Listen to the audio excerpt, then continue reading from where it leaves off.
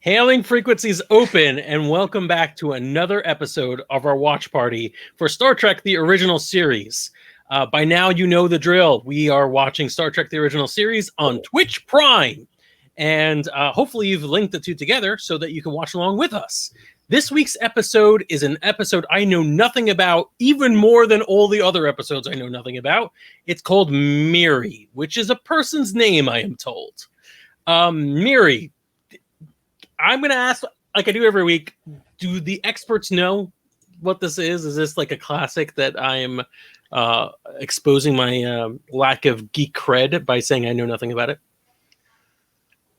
This is actually one of my favorites of the original series. Okay. One of your favorites, called Miri.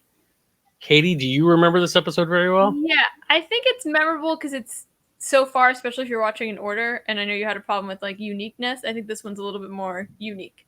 All right, that's good. James, are you does this happen to be one of those that like you remember very well? Am I the only one going? No. All right, good. So the two of us are going into this relatively blind. We are gonna keep the chat open throughout this episode. I'm super excited to find out what it's about, especially Ken is one of his favorites, and Katie says it's pretty unique episode, so that's gonna be nice. But then we'll be back in a few to talk about the episode with all of you. So stay tuned and watch along with us, won't you? I mean, I guess, unless you just wanted to tune in for like a minute and a half of us introducing a show and then cutting to logo, which is weird, man. It's just weird.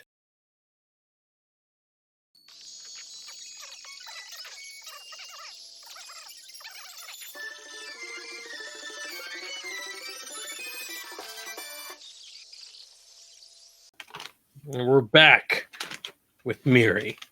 Holy crap.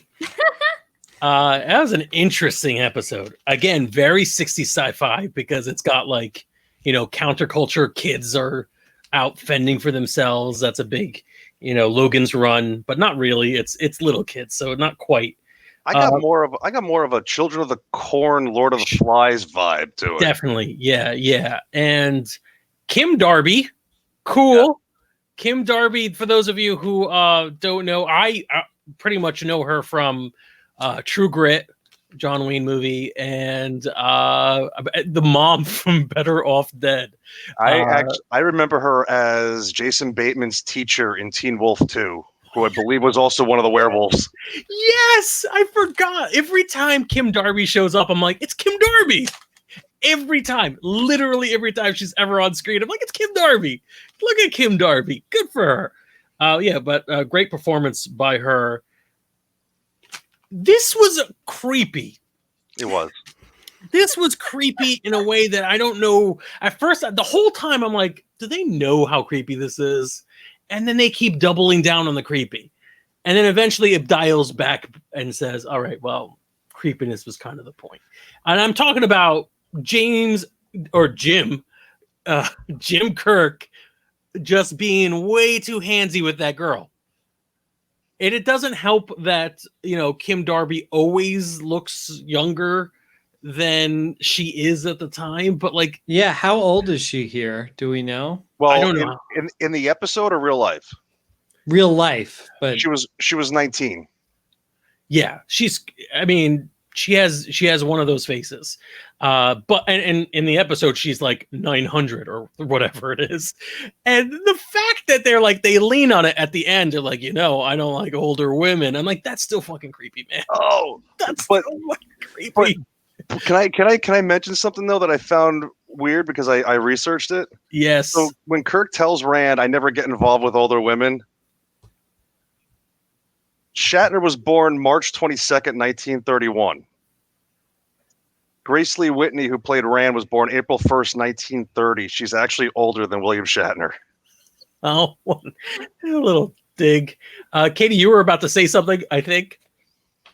Oh, you can't even lean on the fact because she's hundreds of years old, it's okay what's happening. Because they do weird stuff the first second he meets her. They shoot the camera on him and he's like, hello. And they zoom in on his eyes. And I'm like, what's happening? Why is this happening? Pretty name for a pretty girl. It was weird. That was before he knew she was some weird old person. James. At first, Katie and I were like, is he just trying to be nice? And they're just shooting it oddly because they're like, we need to have sex appeal from Kirk. And then it was like, obviously, Yeah. then it became a plot point and like, well, she likes him. And I'm like, I guess it looks more like it's the other way around. I won't lie. I feel like they could have, and maybe this is the character of Kirk's persona as we've learned he is over the last few decades, like affecting how we're seeing it now. Because, like, for example, the last few episodes I've seen, Kirk is not like macking all over the place. He literally, I think we talked about this last week. Yeah. He only had one awkward romantic encounter with the android woman, and even then it was like he was pretty much a captive through most of that. So we haven't yet seen the whole Kirk will bed anybody, any green alien, any weird, like anything. So we haven't seen that yet. Maybe that has kind of colored our perspective of how this is, but I can't help to think that like later filmmakers would have painted that relationship more clearly as Kirk being concerned with a child and a child looking up with doe eyes, not really realizing there's a difference between concern and affection, right?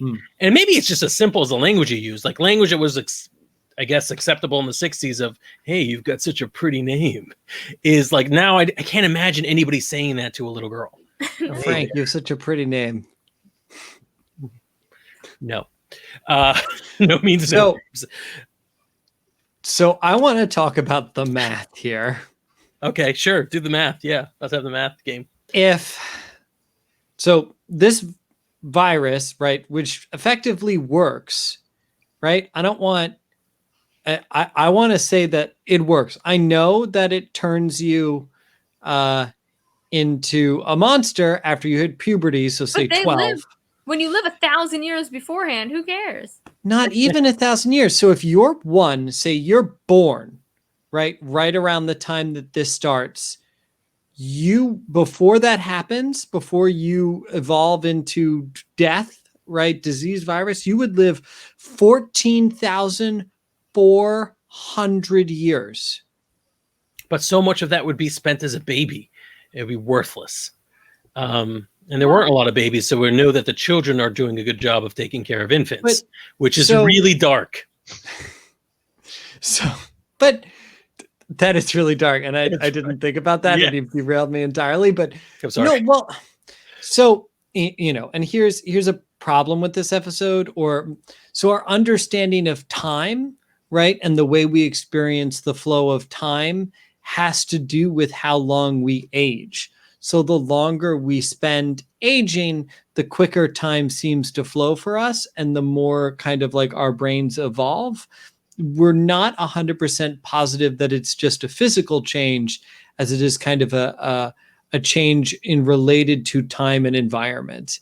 So there's a possibility that, that someone really born at the age of 1 could evolve faster. Right? Assumably, it sounds like even 300 years, we're still dealing with like the original group of kids, right? And they were kind of stunted immediately, right? But if there was like one baby around or something, like it would be, And then here's another question. So I'm still trying to follow the first point. James, you're going nuts. I think we're just confused as why are they still so immature? I know there's some things in our brains when you're kids that make you act like kids, but why are they so much like kids? They've been around for thousands of years. It seems as if that they don't have they don't have as much learned experience that a child should have gained just by like being around long enough. Developmental things aside, but also keep in mind they've had no one to teach them as well. Right. So that's why Ken's. We're humans. In a few hundred years, we've evolved. I hope you could figure out how to, make a sandwich or plant a plant. Well, and they do a little bit, they do like a little bit of that culture thing, right? With grups and this, that, or the other thing. But I mean, like, there's just no evidence to support this, right? Like the like actual scenario in which Lord of the Flies is based on is like a bunch of kids on an island. Like they formed a society, they grew their own plants, they didn't actually kill each other. Like it was they worked like together. They were just fine. Yeah. Can I counter that then? Sure. You guys watched The Mandalorian? Yeah. Yeah. The child is over 50 years old, but it's still a baby and still really hasn't shown any kind of cognitive. Alien. I'm not these. Well, What are these? These guys are alien. Yeah. Well, but they're. I guess they really they make the human connection immediately. I mean, they even show Earth, right? Like an identical Earth planet. Which I still don't understand. Why was it 1960s Earth? That's on my list. That's on my list to get to. Like, what did that have to do with anything? Why like, Earth? Well, wait, and then I need to throw out. Well, I think the story reason is just to it would, so we automatically have a point of bait knowledge. Yeah. When they cure the virus, do they cure the kids aging? I believe that's just their standard aging progression as a race. So if they cured the virus, did they then make them immortal? Or does it cure their aging? I looked this up briefly while we were watching, and I think they sent a bunch of teachers and what have you to the planet to help them understand their lives now. No, they said that, but that doesn't tell me if they're going to be children for the next 14,000 years. It's not clear if the cure/vaccine, which they use kind of interchangeably, does eliminate the benefits as well as the drawbacks on this. Because I think there's a lot of things in this. Like you brought up a lot of questions in a very confused, kind of rambling, insane man. But like we don't know the answer to that. There's no way. There's no human equivalent to this. We can't say that if a person who is developmentally stunted somehow has years to learn more facts, they would develop more mature philosophy. We also don't know exactly, like it seems like they are living a pretty rough life, so it's unclear whether or not they've spent a lot of the last few years or decades or centuries on the run being hunted by these grown-ups, right? And also that all their needs weren't being served by this stockpile of food that never expires for hundreds of thousands of years, that they never really needed to learn agriculture or anything else. So there's a lot of unanswered questions, but really they're unanswerable in the fiction. You're right that or at least there's a version of the story that Lord of the Flies was based on a bunch of, I think, New Zealand kids who did very well for themselves. But like at the same time, there is a story, a pretty, strong story beat of, children being left on their own. Will they become savages? Will they become something completely different? And that's what this episode is playing with. And I think it does a pretty good job with it. I think originally, like when this ended, I was in here to say like I didn't like this episode at all, but now I think somewhere among my crazy ramblings, I actually might quite enjoy it. You just convinced yourself you liked it. Good. That's what this is all about. James, I got one for you. If you're worried about how time works in this episode, the vaccine.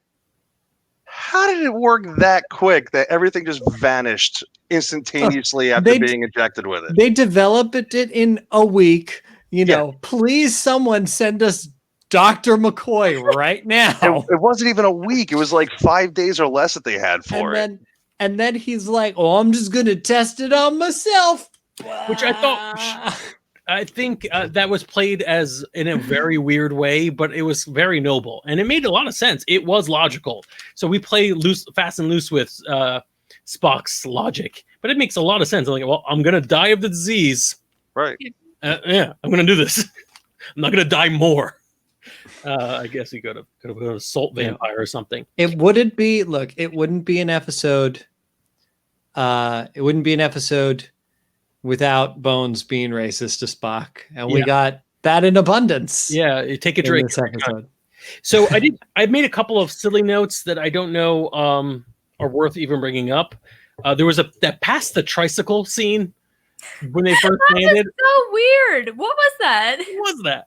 Why was Bones all like melancholy? Was he like, my former fiancee before she became a salt vampire used to ride a trike? I'm still trying to figure out why he just handed that to him and walked away. There was like a three person handoff. The trike. Kirk gave it to Spock. Spock gave it to Bones, and nobody like got it. Like they were like concerned about it. They were all like, yes. It's like Kirk and Spock knew it was a game of hot potatoes, so they didn't want to be holding it when the guy jumped out to attack them. I just figured it out. What? It's symbolic of childhood loss. This is McCoy's Rosebud. Effectively, what it really is, the characters have no reason to attach a lot of value to this one item, but for the episode, it's a No, that's obvious. That's like it's a foreshadowing for the episode. It's about children, blah blah blah blah. But like it made no sense for the characters to be doing that. Yes. When they first attacked that one child who made the mistake of reaching adolescence before Kirk could land and Mac on him, the mutant guy, they punched him 3 times in the exact same way. And I know they didn't know he was a teenager at the time or a young child. But, like, why didn't they use anything set to stun? Why did they were like, I'm going to punch this guy till he stops fighting? And it worked until he seized up and died. What was that? What was that? They all have phasers, right? Yes, they have it, and they seem to work, and there are no drawbacks to using them. We're really that thirsty for action sequences that we have to do that, and it's the same punch 3 times in a row. It's not even an enjoyable action sequence. Special effects, financial constraints, and probably maybe studio notes. Can we get the heroes to do something more boxy? All right, and then this is my important point. So the pretty line and the entire sequence. I feel like the problem might also be that Star Trek at this point has a big issue with how they stack their episodes. So the last episode we saw, which was what are little girls made of, which again, kind of a weird title, and featured a lot of like an innocent, naive, childlike girl being seduced into having her mind explode by Kirk. Okay, fine. That means when I start watching this episode, it's hard for me to forget the last episode I saw, where he's like, "Hey, how you doing? You have a pretty name for a pretty girl." And I'm like, "Ugh." It's just like if they had separated it a little bit. I agree. It would have been better. But like one after another, you just get the sleazeball Kirk. I don't like it. I don't like it at all. My notes are going. I'm sorry, James. You had something. You were saying something, I think. Oh, I had another note. This is mostly like a production editing note. Miri talks about kidnapping Yeoman Janice, and then like we come back from commercial break, and she's like already kidnapped. And I'm like, I feel like we cut that scene for time, maybe. Yeah, I guess they didn't want to show kids kidnapping a crazy woman at that point because she has already been a little bit wacky. The whole leg scene, I always wanted you to look at my legs. And then he looks at her legs and she covers up her legs. And I'm like, what's happening here? Also, like, it was only a little bit of makeup. I won't lie. I was expecting we were going to look down at her legs and it was going to be like most of her legs. But it was like, I'm like, that doesn't look so bad. Clearly, Kirk's arms in your pantyhose. Kirk's arms in the later part of the episode looked crazier. Look at my arms. I actually wrote down the line, the moment you become a young woman, you get the disease. And I'm like, that's not something you want to hear. That sounds loaded. So, in all seriousness, when I first watched this episode, I thought there'd be a couple of things. We're going to talk about Earth in a minute. But one of the things I wrote down was because they were trying to unravel the knot of where all the children came from. If this place had been, destroyed for hundreds of years and adults are becoming mutants, and this is before they figured out the twist about how aging works. And I honestly, they were like, well, where do the children come from if all the adults go mad. And all I could think of, and what I actually wrote down, exclamation point, babies having babies. Yeah. That's what I thought the plot was going to be. It's like, oh, babies having babies. What? Teenagers, it's going to be Blue Lagoon. They're discovering themselves. They're having babies, and they're going crazy. And then they're looking for their tricycles, and then they die. I literally thought that was going to be the plot of it. That it was just about teenage pregnancy. They So disproved that pretty fast. Yeah, I think Ancient Toddlers was a better plot. I'll give you that, original Star Trek writers. Thank you for not giving me my teenage pregnancy PSA that I thought we were going to get. That would have got real weird. 14,000 years old. I'm still on it. Hey, you know that was Mayberry? Yes, I was going to bring that up. That's where they landed. Mayberry. Yep. Actual Mayberry. Television's Andy Griffith show Mayberry. Yep. They should have had a reference. There were some storefronts that were from the show. Yeah. Oh my gosh. Actually, has the idea of the Prime Directive been brought up yet? I brought that up in the episode. I'm Yeah, like, is the Prime Directive a thing yet? Because they all just left their communicators out on a table for a race that they have never met and they're just having first contact with, stealing all of their technology. I went more with they got attacked, so they immediately beat the crap out of the guy en masse. But okay, yeah, sure, communicators. Yeah, it was there. We have yet to establish that. I don't think in any of the episodes we've seen. Here is the most egregious, like, should we be doing this? And it's a wonderful plot device. I can't wait for it to first be brought up because I think it's going to make a lot of these stories hang together a lot better than what was it from a couple episodes ago? Kurt, and it's not quite relatable, but like you can't tell the crew that there's something wrong. Kurt, they'll lose respect for you. I'm Right. like, maybe we can't have the crew show up because of the Prime Directive is a better thing than Is the Prime Directive an original series concept? Yes. It is. Yeah. It's first season too. It comes up. All right. Actually, I want to say it's probably the Menagerie. Let's bring up the I'm elephant not in the sure. room. Not since time travel was mentioned and then quickly, hush, we don't talk about time travel, has there been a ridiculous plot thread left on the table without anybody addressing it. Why the hell was this Earth? Yeah.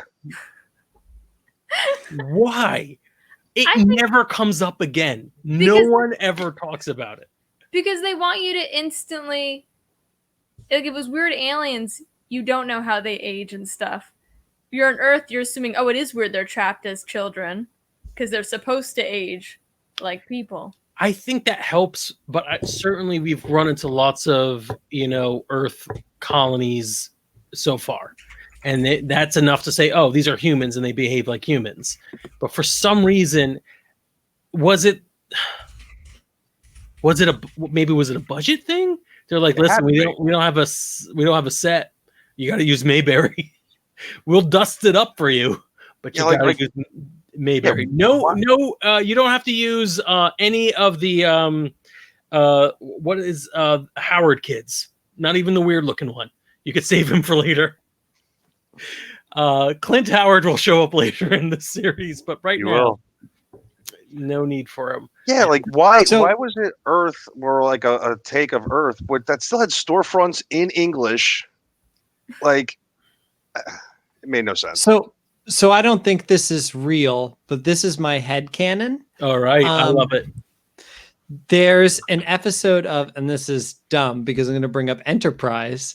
So there's an episode of Star Trek Enterprise called North Star, where they go to a planet that's inhabited by Earthlings who were stolen as slaves by an alien race and like abandoned there. And they're living in 1860s America, right? Like a Wild West. Yeah. Right. So I'm just imagining that this is that same planet, a direct evolution of Earth, since they were in a cowboy Wild West, they just continued on the same track. So X amount of time later, they ended up in the 60s. does that episode of Enterprise end with the Enterprise leaving them and saying, "Screw you, slave humans"? I don't actually remember how it ends. I don't know if it ends with. Let me look and see if I can find don't it. do that to us. I feel like this. My only explanation, if it's not a budget thing, where the set was just they didn't. No, it's so yeah. So it ends with them choosing to stay there, and they give them information on Earth's history. Okay. Right. So like the trajectory of Earth. So maybe they started. Oh, you're talking about the Enterprise episode ends that way? Yeah, the Enterprise episode ends. Wait, so are you positing that world is what Kirk and them show up at later? Yeah. Okay, because the difference is in that show is about 100 years, and these aliens have been around for hundreds of years before that. So I got this. So James is suggesting that when Scott Bakula and crew left them with the history of Earth, the aliens in 1860s quasi Earth were like, or not, the humans on the 1860s parallel Earth look at it and they're like, you know what? We could get there a lot quicker now that we have the cheat sheet. So let's go right to 1960s, much more swinging. And we know that STDs are a problem around now. Let's make an immortality drug. And then that's what happens. Yep. See, Frank's following what I'm following it. Kim Darby was in True Grit, which was a Western.